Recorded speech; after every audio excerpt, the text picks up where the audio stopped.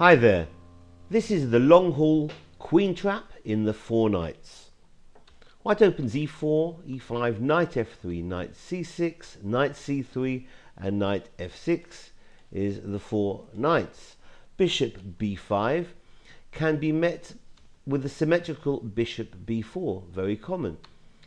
After castles, d3 and d6, white plays bishop g5, pinning the knight on f6. And in this position, black's going to depart from symmetry, although Khrushchev has played the symmetrical bishop g4. Black can also consider bishop taking on c3, as well as dropping the knight from c6 back to e7. Here we're looking at a move h6.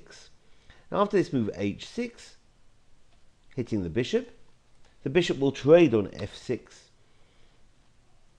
And black certainly can't afford to take with the queen, because that lands him in trouble after knight d5, hitting the queen, hitting c7. So when the queen drops back to d8, now the bishop on b4 becomes the target, and after bishop takes c6, removing the guard, b takes c6, white's winning after knight takes on b4.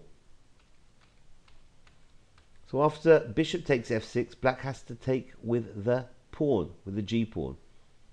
Knight d5 by white hits the bishop again on b4, which drops back to c5. And now the move knight h4 seems the most logical, although it's probably not the most accurate. It releases the white queen into the attack and is looking at that square on f5.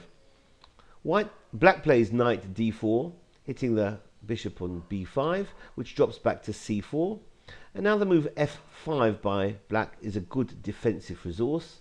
On the one hand, it's hitting the knight on h4, and it also makes the g5 square available for the queen.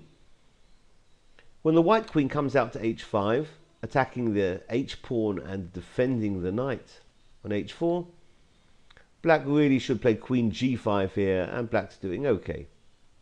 However, black can run into trouble with the move c6, and now white is close to winning after the move knight e7. That's check, offering up the knight, because now after queen takes on e7, white plays queen g6 check. The pawn on f7 is pinned by the bishop on c4, so the only move here is king h8. White snaps up the h6 pawn, queen takes h6, king g8, and now knight g6 hits the queen and threatens checkmate on h8. Queen f6 saves the queen and defends the mate, but now the rook is targeted as well. Queen takes on f8 is coming. So the king has to go to h7. That's met by bishop takes f7. The threat now is, well, I don't know, there's so many threats here.